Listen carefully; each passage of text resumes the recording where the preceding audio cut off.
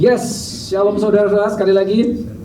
Ya, ini dia Temptation in the Wilderness. Ya, saudara tahu pasti ini cerita tentang apa.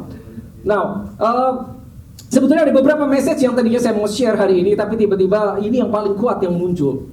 Nah, semua mungkin pernah dengar, tapi mungkin tidak semua orang tahu detailnya seperti apa. Ya, Temptation in the Wilderness ini cerita tentang Yesus dicobai. Ya, dicobai pada saat dia berpuasa 40 hari, ya, 40 malam di padang gurun. Kita semua sudah tahu, dari anak Sunday School kalau saudara tanya mereka semua tahu. Tapi apa yang terjadi, apa yang dilalui Yesus, mengapa Yesus harus melalui seperti itu, mungkin kita tidak semua tahu. Nah, sekali lagi, setting kejadian, pada saat kita belajar Alkitab, kita harus tahu settingnya kapan, di mana. Nah, minggu lalu kita merayakan Christmas, kita bicara tentang 3 orang Majus datang, ya. Nah, saudara tahu pada saat Yesus lahir sampai Yesus memulai ministrinya itu ada gap, ya. Dia start ministry pada saat dia usia 30 tahun, saudara tahu ya. Berarti dia harus menunggu sekian puluh tahun sebelum dia start. Dan ingat saudara, dia lahir, Alkitab sudah mengatakan he was born a king. Jadi dia lahir sudah raja, dia tahu dia raja, but still he had to wait, ya. 30 tahun dia baru start ministry. Nah, Alkitab mencatat sebelum dari Yesus lahir, ya, kan tadi saya bilang ada gap, umur 30. Jadi kalau saudara buka Injil, Matius, Markus, Lukas, Yohanes itu mesti menceritakan jangka waktu yang pendek saja, 3,5 tahun saja. Dia mulai ministry sampai dia disalib, itu. Nah, tapi ada satu, pada saat dia umur 12 itu juga terekam di Alkitab. Jadi sejak dia lahir, ya, diungsikan ke Mesir kembali dan sampai usia 12 tahun. Udah, habis itu tidak pernah ada catatan tentang Yesus, bagaimana kehidupannya, bagaimana sampai dia start lagi usia 30 tahun. Gitu. Jadi gapnya cukup besar. Dari 12 sampai dia umur 30 tahun. Berapa lama itu? 18 tahun. 18 tahun gapnya. Ya, Alkitab tidak menjelaskan dia kemana aja. Hanya Alkitab memberi clue bahwa dia tumbuh di dalam favor with God and with man. Dan dia harus dididik. Jadi saudara harus ingat bahwa dia berada di bumi, dia adalah 100% human, 100% human. Maka dia disebut the son of man, meskipun dia the son of God. Dan dia memulai ministrinya sebagai the son of man, 100%. Nah, ini penting sekali pemahaman seperti ini, harus tahu. Sehingga saudara tahu pada saat dia tergantung di salib, dia sebagai man, manusia. Sehingga saudara tahu pada saat dia mengalahkan iblis, dia mengalahkan dengan kapasitas dia sebagai a perfect man, bukan God. Ya, nangkap ya saudara ya. Nah, saudara tahu di minggu lalu kita udah bahas sedikit bahwa pada saat Yesus lahir ada seorang raja yang jahat namanya Herodes, dan dia membunuh setiap anak kecil usia 2 tahun ke bawah. 2 tahun ke bawah, habisin dibunuh. Jadi mungkin di daerah itu angkatan Yesus habis. Jadi usia-usia yang sekitar Yesus itu jarang, karena pada mati, ya. Anak laki kan dibunuh semua, toh. Nah, kalau saudara lihat, ya, sejak kejatuhan Adam sampai kembalinya Yesus sebagai the second Adam, Adam yang kedua atau the last Adam, itu jedanya adalah berapa tahun? 4.000 tahun. 4.000 tahun. Adam jatuh sampai Yesus 4.000 tahun, kurang lebih 4.000 tahun. Dan selama 40.000 tahun, ya, iblis tahu bahwa suatu saat akan ada Adam lagi yang muncul. Cuman dia tidak tahu yang mana Adamnya dan di mana. Until one day. Makanya sampai Yesus lahir, ya, dia harus bunuh semua anak kecil. Pada saat Musa lahir, kalau saudara ingat ceritanya juga serupa kan, anak-anak kecil yang anak-anak yang laki-laki buang ke Sungai Nil, ya kan? Iblis harus cari tahu yang mana ini yang akan mengalahkanku, yang mana ini yang berposisi the son of God, the son of man, ini yang mana orangnya. Dia tidak tahu karena iblis tidak maha tahu. Remember that, iblis bukan maha tahu. He's not all knowing, only God. Hanya Tuhan yang maha tahu. Jadi dia harus menunggu juga yang mana orangnya sampai suatu hari kejadian ini. Pada saat ada seorang manusia biasa, tanda kutip seorang tukang kayu, dibaptis oleh Yohanes Pembaptis, ya, di Sungai Yordan, dan keluar dari air, langit terbuka, ada suara yang berbunyi ini. Lalu terdengarlah suara dari sorga yang mengatakan, "This is inilah anakku yang kukasih. Yang ini suara dari surga. Jadi ini konfirmasi dari surga. Confirmation from God the Father. This is my son. Bukan cuma itu. In whom I'm well pleased. Kepadanya aku berkenan. Jadi itu empowerment yang luar biasa untuk Yesus mulai ministrinya. Ini dibaptis dulu, baru dia mulai ministri. Ya, ingat tadi 0, 12 tahun, 12 ada gap 18 tahun tidak tercatat di Alkitab, dan umur 30 tahun sebelum dia mulai pelayanan ini terjadi dulu. Dia harus dibaptis dulu, Roh Kudus turun dalam rupa burung merpati, saudara ingat.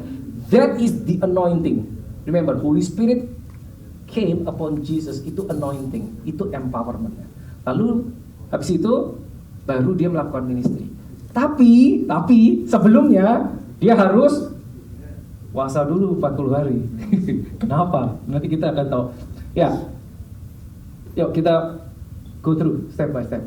Ini terekam di Markus, Lukas, dan di Matius. Tapi saya hanya ambil dari Lukas dan Matius saja. Markus sangat singkat sekali membahas tentang bagaimana apa yang dialami Yesus waktu di padang gurun dicobai iblis.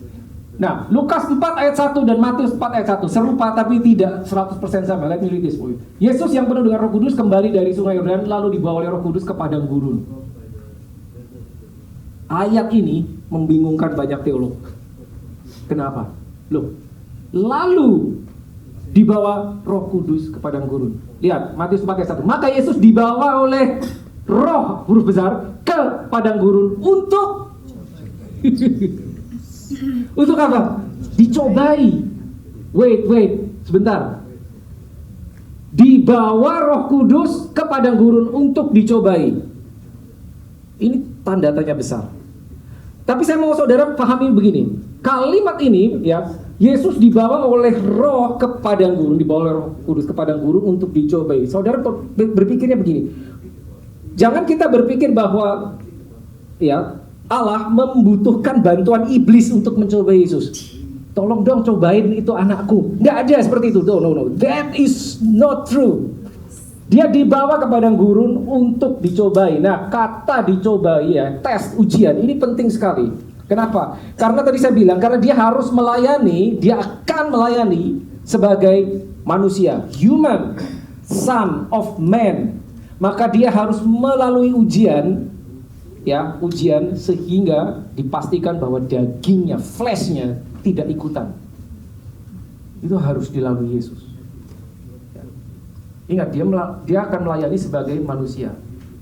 Ya, saudara tahu kan, kalau saudara udah ikuti seri kita beberapa kali, bahwa pada saat kita berjalan sama Tuhan, yang paling sering bikin problem ini kan, flesh, daging kita, kedagingan kita, ini yang bikin masalah. Yang sulit kita kendalikan itu ini, kedagingan kita. Nah, karena Yesus manusia juga, dia harus dipastikan, make sure dagingmu mati sebelum kamu start. Ya, karena dia harus start tetap sebagai manusia, tapi fleshnya tidak boleh ikutan.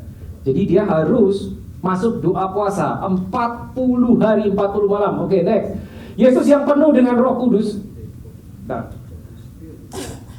ya, kembali dari sungai Yordan lalu dibawa oleh Roh Kudus ke padang gurun. Ini yang tadi ya. Di situ ia tinggal 40 hari lamanya dan dicobai iblis. Oke. Selama di situ ia tidak makan apa-apa dan sesudah waktu itu ia lapar. Ini menunjukkan dia 40 hari berpuasa. Lalu berkatalah iblis kepadanya. Ya. Nah, sekarang mana tadi? Iya, lalu berkatalah iblis kepadanya, jika engkau anak Allah, suruhlah batu itu menjadi roti. Jawab Yesus kepadanya, ada tertulis manusia bukan hidup dari roti saja. Oke, kita break down ya. Kita akan masuk ke detail. Look, saudara. Dia berpuasa 40 hari 40 malam. Saudara, siapa yang pernah masuk doa puasa? Pasti ada beberapa dong. Ya kan? Saudara pernah berpikir nggak? Seseorang masuk doa puasa, harapannya dia mendapatkan pencerahan, dia mendapatkan penghiburan, dia mendapatkan kekuatan. Berdoa puasa, apakah saudara sehari, 2 hari, 3 hari? Apakah saudara lakukan seminggu? Apakah saudara lakukan 30 hari seperti saudara-saudara kita? Apa 40 hari? Berharap sesuatu, saudara terima. But look at this. This is the pattern in the Bible. Remember ya, apa yang dilalui Yesus itu pattern. Kalau dia mengalami ini, most likely kita akan mengalami. Dia berpuasa 40 hari. The very first person yang dia jumpai siapa? Iblis. Bukan malaikat, bukan iblis. Nih. Di situ ia tidak makan apa-apa dan sesudah waktu itu ia lapar. Kapan iblis datang? Bukan di hari pertama, bukan di hari kedua, bukan di hari ketiga, bukan dari keempat, mungkin bukan di hari ke-20. Di saat dia lapar, baru iblisnya datang. Jadi ya, pencobaan yang pertama apa? Ya, jika engkau anak Allah, suruh batu ini menjadi roti.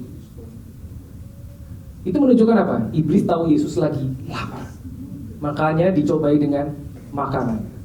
Apa yang kita pelajari? Kita tidak akan pernah bisa dicobai di luar keinginan kita atau keperluan kita. Dia tahu, musuh tahu apa yang kau sukai, dia tahu.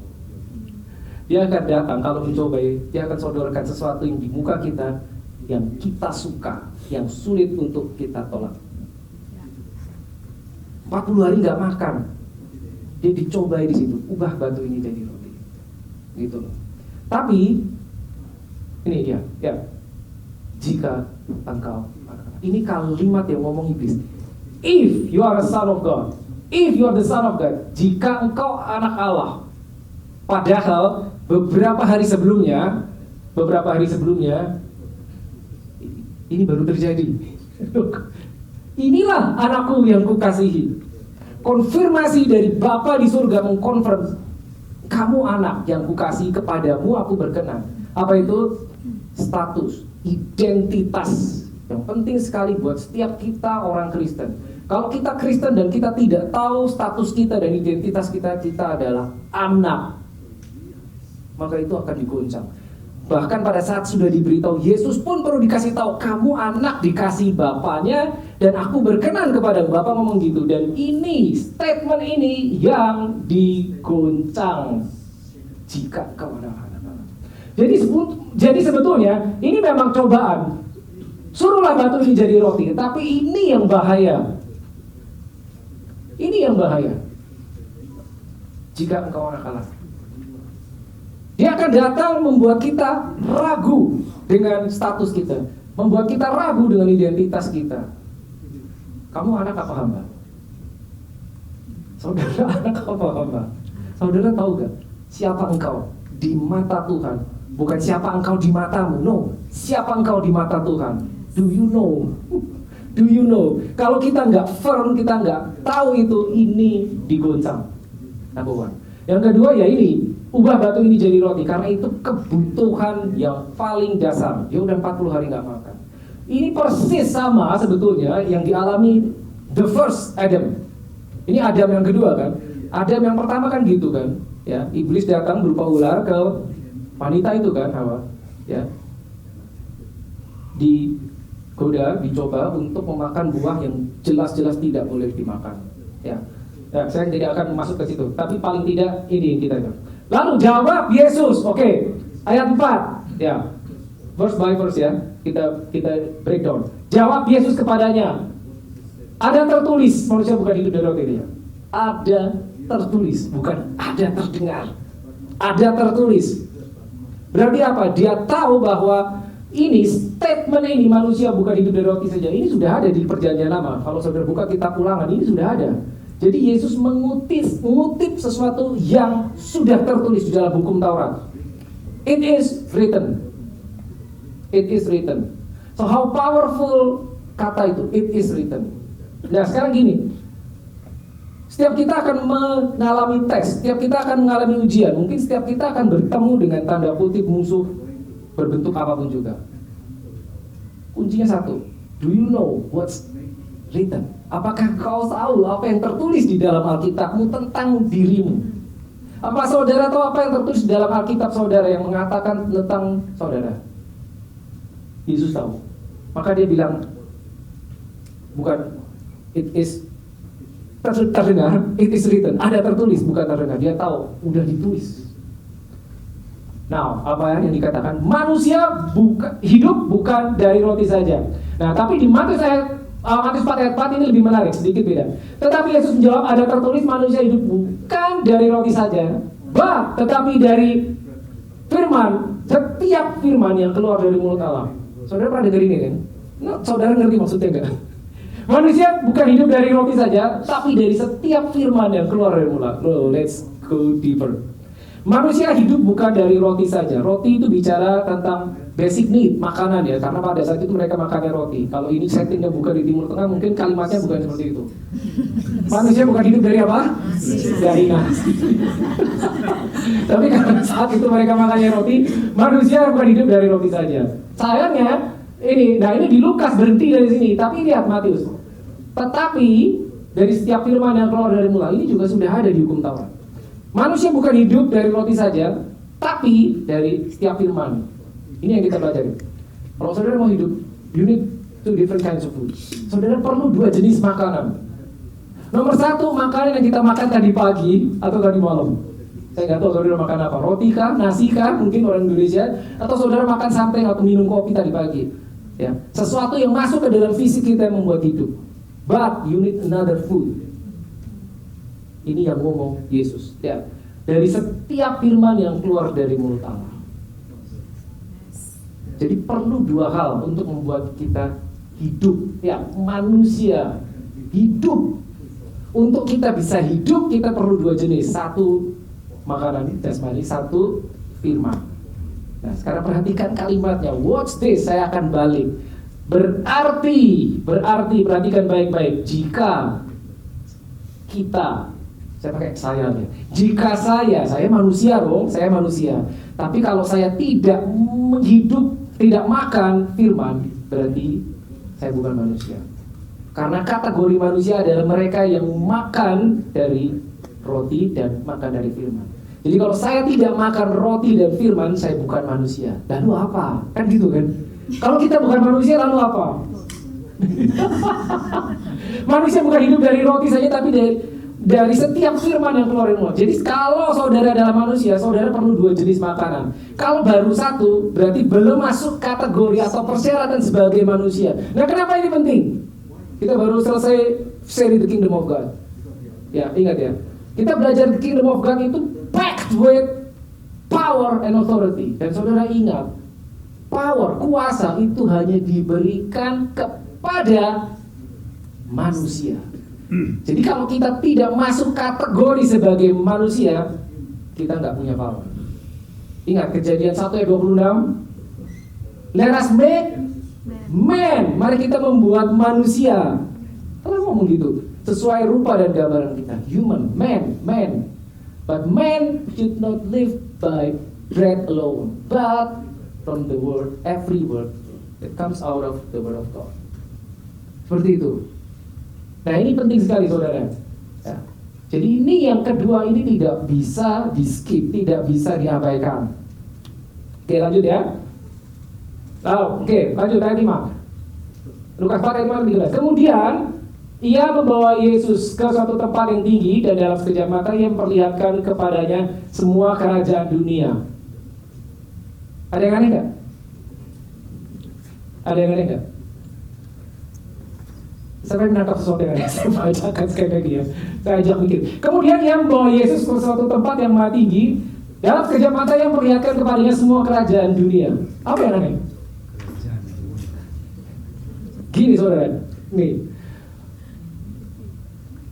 Jesus adalah Tuhan. Iblis tahu, He is God. Dia sebagai manusia, dia tahu. Iblis datang kepada Yesus, bukan lari dari Yesus. Datang kan? Nah, ini yang aneh apa? Ia membawa Yesus. Pernah kepikir nggak gimana iblis bawa Yesus? Apa begini? Nih Yesus, ayo ikut aku, ditarik gitu. Lihat, membawa ke tempat yang tinggi, ditarik gitu tangannya, iblis narik Yesus. No, come on, look. Ia membawa Yesus, Yesus dibawa. Ayo ikut aku. Dan Alkitab tidak mengatakan Yesus menolak, memberontak. Enggak, lihat. Look. Kemudian ia membawa Yesus ke suatu tempat yang tinggi, dan dalam sekejap mata yang memperlihatkan kepadanya semua kerajaan dunia. Aneh gak sih? Iblis bawa Yesus. Dia mendatangi, bukan cuma mendatangi, dibawa. Nah, kata iblis kepadanya, Segala kuasa itu serta kemuliaannya akan kuberikan kepadamu. Jadi dia tidak rugi memberikan kepada kita apapun, asal. Sebab semuanya itu telah diserahkan kepadaku. Diserahkan, bukan direbut. Kapan itu diserahkan? Oleh Adam yang pertama, 4.000 tahun yang lalu. Diserahkan, walaupun dengan tipu daya. Telah diserahkan kepadaku, dan aku akan memberikannya kepada siapa saja yang ku kehendaki. Sulit ditolak, saudara. Sulit ditolak. Ayat 7. Jadi, jika engkau menyembah aku, seluruhnya itu akan menjadi milikmu. Tetapi Yesus berkata kepadanya, ada tertulis, engkau harus menyembah Tuhan Allahmu dan hanya kepada Dia engkau harus berbakti. Hanya, itu berarti apa? The only Lord harus Yesus, tidak boleh ada yang lain. Cuman satu-satunya. Hanya, only. Nah, ini menarik di Matius 4 ayat 9. And he said to him, all these things I will give you if you will, bukan cuma worship, tapi apa? Fall down and worship me. Fall down and worship me. Bersujud dan menyembah. Itu yang dicari iblis, saudara. Dia cari penyembahan, dia cari pujian, dia mencari itu. Gitu. Saya pernah cerita sama saudara waktu kita belajar tentang worship. Allah Tuhan tidak mencari penyembahan, tidak. Dia mencari penyembah. Iblis mencari penyembahan. Gitu. Different ya? Different. Karena dia ingin disembah, jadi dia mencari penyembahan. Tapi Tuhan mencari penyembahnya, the person, orang-orangnya. Oke? Lanjut dulu. Ya, 9. Kemudian, nah ini sekarang ia membawa Yesus lagi. Tuh, ia membawa Yesus ke Yerusalem dan menempatkan dia di bubungan bait Allah. Bubungan bait Allah itu adalah bagian tertinggi di bait suci pada saat itu, yang tinggi. Lalu berkata kepadanya, jika engkau Allah, jatuhkanlah dirimu dari sini ke bawah. Ya, ini yang ketiga. Lalu ayat 10, sebab ada tertulis mengenai engkau, yang akan memerintahkan malaikatnya untuk melindungi engkau. Sebentar. Sebab ada tertulis. Betul toh? Saya tanya, sekarang ini yang ngomong siapa? Iblis ngomong, bukan Yesus. Tadi yang pertama Yesus ngomong kan, ada tertulis. Terus diikutin sama iblis. Dia juga tahu, dalam arti ya, gue juga tahu Alkitabmu isinya apa. Ada tertulis, dia bisa mengutip Mazmur 91 ayat 11 dan 12. Kalau saudara buka Mazmur 91, ini isinya diikutin sama iblis. Ya. Dan mereka akan mata engkau di atas tangannya supaya kakimu jangan terantuk kepada batu. This is amazing. Iblis tahu isinya Alkitab kita, saudara. Pertanyaannya, kita tahu apa enggak? Ya, ini yang dihadapi iblis, bukan yang dihadapi Yesus, bukan demon. It's devil, bukan demon. Beda. Devil is the head, topnya yang paling atasnya, Lucifer bisa yang datang, bukan demon. Demon itu hanya roh jahat. Ini yang dihadapi. Dan dia tahu isi Alkitabnya. Nah, kalau kita nggak tahu, apa kira-kira yang terjadi? Dia bisa mengutip loh. Dia tahu, dia hafal bahkan. Pertanyaannya, di dalam kita ada firman nggak? Iblis tahu firman, dia bisa mengutip firman, dia bisa mengeluarkan firman dari mulutnya. Kita bisa nggak? Jadi kalau saudara ketemu yang ini, lalu dia melontarkan sesuatu kepada saudara dan kita akan menggunakan firman ya untuk melawan. Lalu kita bilang, ada tertulis, I've been saved by faith through grace. Dia akan bilang, mas salah firman, kebalik. Dia bisa ngomong gitu, bukan by faith through grace. Dia akan bilang by grace through faith. Dia tahu kebalik. Kenapa gak sih? Kemarin baru ujian semua pasti ketawa-tawa. 90% terjebak di situ. Efesus 2 ayat 8. Ya, dia tahu persis, dia tahu tertulis bunyinya apa. Dia bisa mengkoreksi kalau kita keliru. Dia tahu. Jadi betapa pentingnya kita tahu bahwa firman itu ada di dalam diri kita. Yesus menjawabnya katanya, ada tertulis juga, ada firman, jangan engkau mencobai Tuhan Allahmu. Ya, kita tahu ceritanya ini, saudara. Nah ini yang penting. Oke. Sesudah iblis mengakhiri semua pencobaan itu, ia mundur daripada Yesus, daripadanya dan menunggu waktu yang baik. Dia tidak menyerah. That's your enemy. Cuman nunggu, mundur, nunggu. Apa yang ditunggu? Kapan saya bisa datang lagi? Kapan saya bisa menyerang lagi? Kapan saya bisa memperdaya lagi? Ya, itu menunggu waktu yang baik. Nah, saudara tahu dari era itu, ya 3,5 tahun dia beberapa kali melancarkan serangan. Saya nggak akan masuk ke detailnya itu. Tapi dia bolak-balik itu. Nah, menarik di Matius 4 ayat 1, ya. Ini telah selesai semuanya, baru ini. Lalu iblis meninggalkan dia dan lihatlah malaikat datang lagi. Baru malaikatnya datang, udah kelar semuanya. Cobaan semua udah kelar, malaikat baru datang melayani Yesus. Dan kenapa kita harus tahu ini, saudara? Kenapa kita harus tahu ini, saudara? Alkitab berisi pattern. Ya. Beberapa dari kita pada saat kita baca Alkitab, kita menemukan satu cerita, kita belum tentu suka dengan cerita itu, betul kan? Kita membaca kisah tentang Yesus di Matius, Markus, Lukas, Yohanes. Apa yang dialami Yesus, kita belum tentu suka dengan apa yang dialami Yesus. Kita belum tentu setuju dengan Alkitab bahkan. Tapi apapun itu adalah pattern yang ditunjukkan kepada Yesus. Karena dia pernah bilang sama muridnya, kalau aku dianiaya, kamu juga akan dianiaya. Jadi apa yang dialami Yesus, most likely kita bisa alami juga. Gitu. Dia ngomong di Yohanes 33, kata, in this world you shall have tribulation. Di dunia ini engkau akan mengalami aniaya. Itu Yesus yang ngomong. Tapi nggak berdiri di situ. But be of good cheer, because I have overcome the world. Ya. John 16:33. Ya. Jadi dia udah bilang, kamu akan mengalami yang aku alami, gitu. Nah itu ikut Yesus seperti itu. Ikut Yesus seperti itu.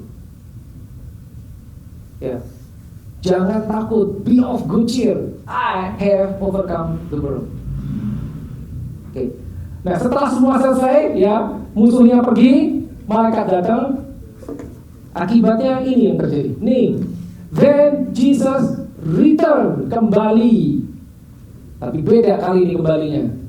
Return in the power of the Spirit to Galilee, and news of him went out through all the surrounding region. Dia kembali dengan kuasa. Kita mau ini dong, mau. Tapi masalahnya ada protokolnya, Yesus sudah tunjukkan contohnya. Gitu.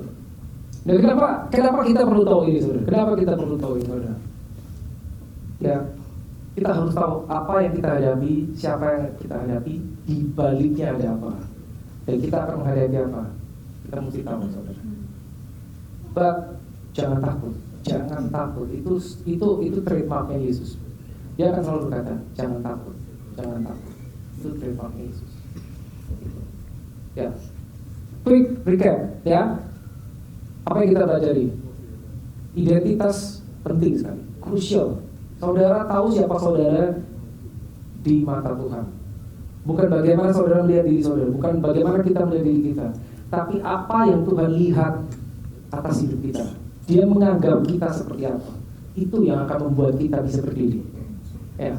Bukan apa kata orang tentang kita, bukan apa kata orang tentang saudara, bukan. Tapi apa kata Alkitab tentang saudara, itu yang akan memberi kekuatan. Karena itulah kebenaran, karena itulah identitas saudara yang sesungguhnya. Itu penting. Nomor 1. Yang kedua apa? Jangan sampai kedapatan kita tidak tahu firman. Jangan sampai kedapatan kita tidak punya firman. Karena itu makanan. Manusia bukan hanya hidup dari roti saja, tapi dari setiap firman yang keluar dari mulut Tuhan. Jangan sampai tidak ada firman di dalam diri kita. Ya, jangan sampai kedapatan tidak ada firman. Karena kita tidak tahu besok kita menghadapi apa, nanti sore kita hadapi apa, minggu depan kita tidak hadapi. Kita akan menghadapi apa. Situasi apapun yang saudara hadapi, itu Ada jawabannya di dalam firman. Jadi buka Alkitab, ambil firman Tuhan, ambil, makan. Itu makanan rohani. Jangan sampai gak ada, jangan sampai kosong. Jangan sampai kosong. Dan ingat, satu lagi, ini penting sekali. Kalau saya kasih saudara 30 detik dan saudara harus berpikir, saya tanya begini saudara, apa yang paling kau sukai? Apa yang paling kau sukai dalam hidup? Saya kasih waktu 30 detik saudara untuk mikir. Apa yang paling suka, yang paling kau sukai? Istilahnya kalau saudara punya waktu luang, saudara mau yang itu. Apa itu? Mungkin ada yang berpikir makanan, mungkin ada yang berpikir entertainment, mungkin ada yang berpikir something. Apa ya? Nah, misalkan itu, ya. Apa? Kenapa ini penting? Karena di area itu, suka tidak suka, engkau pasti diuji, dijamin. Dan apa yang kita sukai, iblis tahu. Dia bukan maha tahu, tapi dia tahu apa yang kita sukai. Dan dia akan menyodorkan hal tersebut untuk mendistract kita supaya kita tidak ikut Tuhan. Saya ikut yang itu aja. Karena bisa dong separuh-separuh. Saya ikut yang itu, separuh kaki saya ikut Tuhan. Bisa dong. Menurut kita bisa. Saya ikut ini 50% Tuhan, saya masih separuh 50% ikut Engkau. Bisa dong, tapi tadi bilang apa? Hanya kepada Dia, only, ada kata only, hanya kepada Dia Engkau berbakti. Worship only satu. Jesus is the Lord, the only Lord, bukan one of the Lords. Itu yang paling penting. Let us pray.